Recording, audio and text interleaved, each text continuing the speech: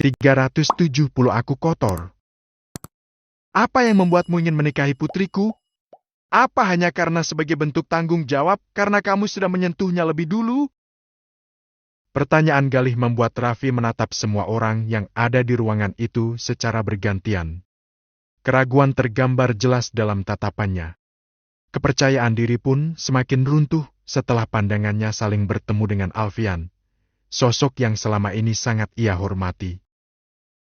Kalau hanya sebatas tanggung jawab karena sudah menodainya, tidak usah.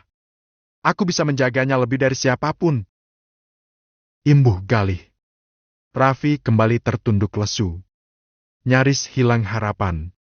Mata coklat itu seketika tertuju kepada sang ayah. Joe merespon dengan anggukan kepala, sebuah gerak isyarat kecil yang seolah membawa pesan agar Raffi lebih jantan dan lebih kuat di hadapan semua orang. Dukungan dari Joe pun selalu membuatnya merasa lebih baik, lebih berani. Menarik napas dan menghembus perlahan, Raffi menatap mata Galih yang duduk tepat di hadapannya. Aku sayang sama Vio, Om, aku mencintainya, entah sejak kapan. Viola Khairunisa adalah nama yang selalu mengisi doaku. Nama yang tidak pernah hilang dari ingatanku. Satu-satunya yang selalu kuharap bisa menjadi wanita halalku. Raffi nyaris menjatuhkan air mata saat mengucapkan kalimat itu. Butuh keberanian besar untuk mengungkapkan cinta yang selama ini dipendamnya seorang diri. Di hadapan orang tua dan seluruh keluarganya. Kalau mencintai putriku kenapa tidak datang langsung padaku sejak dulu? Kali ini Galih menatapnya tajam. Aku malu. Sebuah jawaban singkat yang membuat mata Galih mengembun. Aku tidak pantas. Aku tidak layak berdiri di sisinya. Tidak layak berada di tengah-tengah keluarganya. Bagaimana dia dan keluarganya bisa begitu baik padaku dan ibuku selama ini? Padahal aku adalah anak dari orang yang sudah berbuat jahat kepada mereka. Iren menjatuhkan air mata, sementara Joe memandang anak lelakinya. Ingin rasanya ia peluk saat itu juga. Apa pernah kamu menyimpan sedikit rasa kecewa atau dendam karena aku adalah orang yang sudah memenjarakan ayahmu? Sambung Galih lagi. Raffi menggeleng. Ayah dipenjara bukan karena Om, tapi karena kejahatannya sendiri. Galih mengangguk dengan hela napas panjang mendengar ucapan Raffi. Satu tangannya mengulur menyentuh pundak. Nak, aku tidak peduli kamu anak siapa, lahir dari mana, berasal dari mana dan apa statusmu. Bagiku kamu anak yang mengagumkan. Kamu laki-laki yang baik dan bertanggung jawab. Aku minta maaf, Om, aku sudah menghancurkan semuanya. Aku selalu berharap bisa menjaga Vio, tapi justru aku sendiri yang sudah mengotorinya dengan dosa. Galih menarik napas dalam-dalam, mengusap ujung matanya yang basah. Kamu pasti tahu saat ini aku sangat marah, sedih dan kecewa. Tapi apa yang sudah terjadi atas seizin Allah? Aku pun tidak akan bisa melindungi putriku kalau Allah sudah berkehendak. Raffi kembali membungkam. Tapi, aku tidak bisa putuskan semua sendirian. Aku harus bicara dengan keluargaku dulu. Kejadian ini terlalu mendadak dan semua orang butuh berpikir tenang. Pulanglah dulu. Setelah aku berbicara dengan keluargaku, aku akan menghubungimu. Raffi masih diam dalam posisinya. Menunduk lesu. Tapi bagaimana dengan Vio? Tanyanya. Setidaknya ia tidak bisa meninggalkan rumah itu sebelum memastikan keadaan Vio. Biar kami yang mengurusnya. Pulanglah dulu dan tenangkan diri. Kamu juga pasti syok dengan kejadian ini. Benar, Raf. Kita semua butuh menenangkan diri. Kami akan menghubungimu kalau sudah berembuk. Tambah Alfian menatap lelaki itu. Joe yang sejak tadi diam akhirnya ikut bicara. Terima kasih untuk pengertian kalian. Aku benar-benar minta maaf atas kejadian ini. Aku sudah memerintahkan orang-orangku untuk menyelidiki keadaan di villa dan mencari pelaku yang sudah berusaha menjebak Vio. Galih dan Alfian mengangguk. Terima kasih sudah bergerak cepat. Setelah pembicaraan itu, Joe dan Iren membawa pulang putranya. Raffi sempat menolak dan ingin tetap di sana untuk memastikan keadaan Vio. Namun, Joe berhasil membujuknya.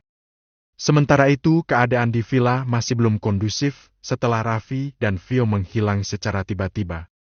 Para mahasiswa sempat kebingungan mencari, namun orang-orang suruhan Joe datang tepat waktu dan memberitahu keadaan Vio kepada pembimbing tanpa menyebut masalah sebenarnya.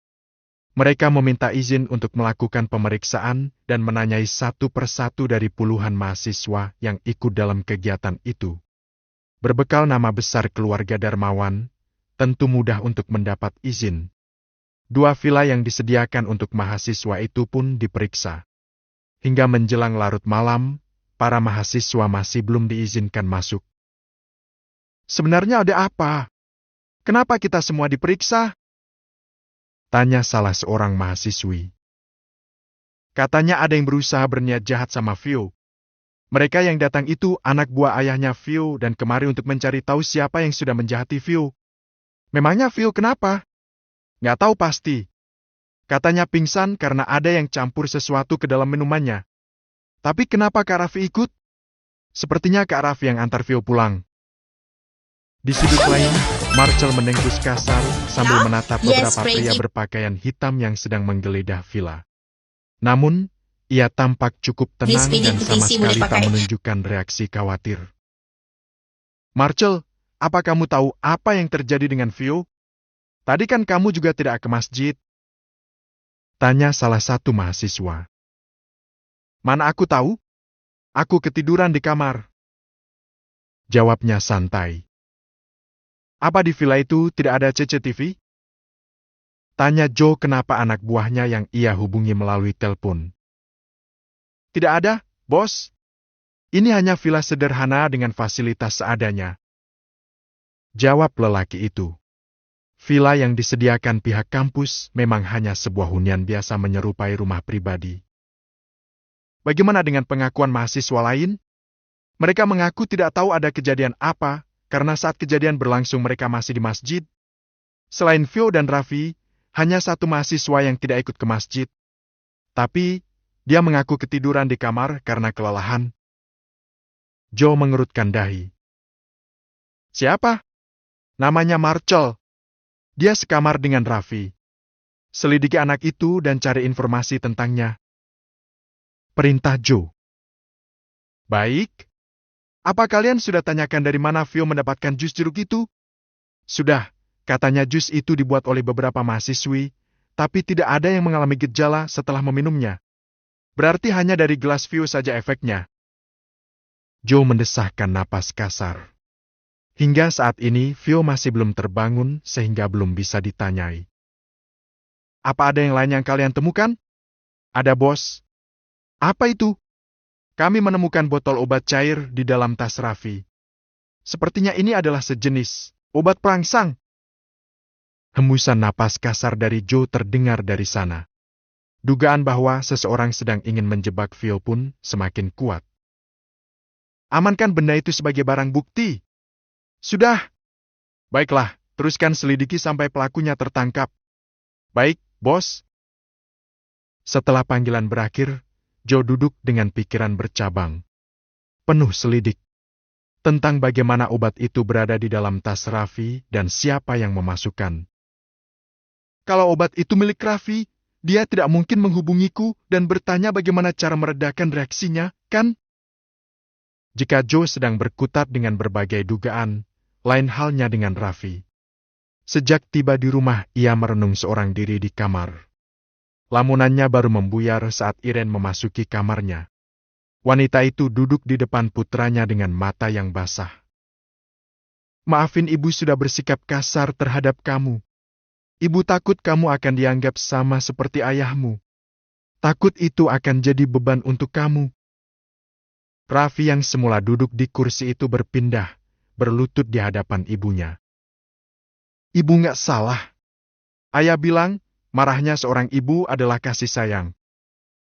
Air mata wanita itu kembali berguguran. Terisak-isak memeluk putranya. 3 tamparan yang ia berikan kepada Raffi adalah pertama kali dalam hidupnya ia lakukan. Maafkan ibu. Jangan merasa bersalah, Bu. Bahkan kalau ibu menghukum aku lebih dari itu, tidak apa-apa. Aku nggak bisa jaga amanat ibu. Aku kalah, Bu. Sudah, yang terjadi biar terjadi. Yang penting lain kali berhati-hati dan lebih jaga diri. Joe muncul dari arah dapur dengan membawa kotak obat. Ia letakkan ke meja. Ayah, jangan sampai Yasmin dan Naira tahu kejadian ini. Mereka pasti malu. Pinta Raffi. Joe mengangguk. Kejadian ini akan mereka tutup rapat-rapat demi kebaikan semua orang dan tentunya menjaga kehormatan Phil. Raffi mendesis ketika Joe meraba beberapa luka lebam pada wajahnya. Tulang hidung Raffi nyaris patah dihantam kerasnya kepalan tinju Boy. Raffi bahkan pasrah dan tidak melawan, padahal ia dan Boy memiliki kemampuan bela diri yang setara. Bahkan keduanya sama-sama pemegang sabuk hitam. Andai Raffi melawan, mungkin kondisinya tidak separah sekarang. Apa tidak sebaiknya kita ke dokter? Tanya Joe melihat lubang di wajah Raffi. Gak usah, nanti sembuh sendiri. Takut ada tulang yang retak. Baru saja Joe akan mengoles cairan antiseptik, tiba-tiba terdengar suara bel berbunyi. Irene segera menuju pintu dan membukanya. Assalamualaikum, Bu. Ucap Boy yang berdiri di ambang pintu. Waalaikumsalam, Nak. Raffi ada, kan? Ada, ayo masuk. Irene melangkah lebih dulu dengan diikuti Boy di belakang punggungnya. Kemudian Joe dan Irene memilih masuk ke kamar. Membiarkan Raffi dan Boy duduk berdua. Maaf.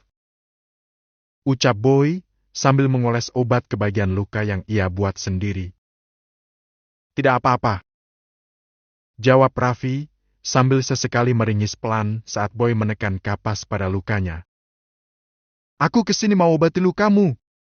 Sekalian mau ambil sampel darah buat bukti. Aku juga sudah ambil sampel darahnya Vio. Raffi mengangguk pelan. Maafkan aku. Aku sudah menghancurkan semuanya. Vio pasti membenciku. Dalam sekejap bola mata Raffi berkaca-kaca. Rasa bersalah dan hina memenuhi hatinya. Bahkan saat Boy meninggalkan rumah setelah mengobati lukanya dan mengambil sampel darah, Raffi masih merenung seorang diri. Menghabiskan waktu berjam-jam di kamar mandi. Yes, Frankie, this pilih Astagfirullah, TC boleh ya pakai. Allah. Okay? Next. Ia menjerit dalam hati. Entah iblis apa yang merasuki dirinya sampai melakukan dosa zina yang tak terampuni. Bagaimana ia bisa terpedaya dan kalah oleh nafsu sesaat? Harapan untuk menghalalkan gadis kesayangannya dengan cara yang baik akhirnya hancur ketika ia sendiri yang telah merusak gadis yang paling dia jaga. Sajadah membentang, bahkan ia merasa tidak pantas lagi berdiri menghadap kiblat. Air mata terus mengiringi setiap sujudnya. Menikahkan mereka adalah cara terbaik untuk menjaga aib ini, menjaga kehormatan Vio, dan menjaga marwahnya di hadapan keluarga kita. Ucap Alfian. Galih mengangguk dengan hela napas berat. Aku tidak menyangka akan menikahkan anakku melalui jalan seperti ini, Al, sakit sekali rasanya. Ucap Galih dengan mata berkaca-kaca. Aku paham perasaanmu. Tapi mereka tidak sepenuhnya bersalah dan kita tidak boleh menghakimi mereka. Ya, aku tahu itu. Ini memang salah. Ini aib dan dosa besar. Tapi, andai tidak ditolong Raffi, mungkin Vio akan jatuh ke tangan orang yang salah dan tidak bertanggung jawab. Sekarang tinggal menunggu Vio bangun. Ya Allah, aku benar-benar tidak bisa bayangkan akan seperti apa dia saat terbangun nanti. Semoga dia kuat. Kita hanya perlu meyakinkan bahwa semua dalam keadaan baik dan kita tidak akan merendahkannya. Galih melirik angka yang tertera pada jam, kemudian melirik ke arah kamar putrinya yang berada tak jauh dari ruang tempat mereka duduk. Lelaki itu segera berdiri, melangkah menuju kamar dan membuka pintu. Akan tetapi, di tempat tidur tidak terlihat Vio. Suara gemercik air yang berasal dari kamar mandi mengalihkan perhatian Galih. Ia segera mendekat dan mengetuk pintu. Vio, kamu di dalam, Nak? Tak ada sahutan, Selain suara desiran air bercampur isak tangis. Khawatir, Galih mendorong pintu. Menatap ke dalam. Hatinya seakan remuk melihat putrinya duduk telungkup memeluk lutut di bawah guyuran air. Menggigil kedinginan. Anakku, jangan sentuh lama-lama di aku. Shopee Live Ayah, Makanan mesti siap aku sebelum tu. kotor. Ia sesegukan.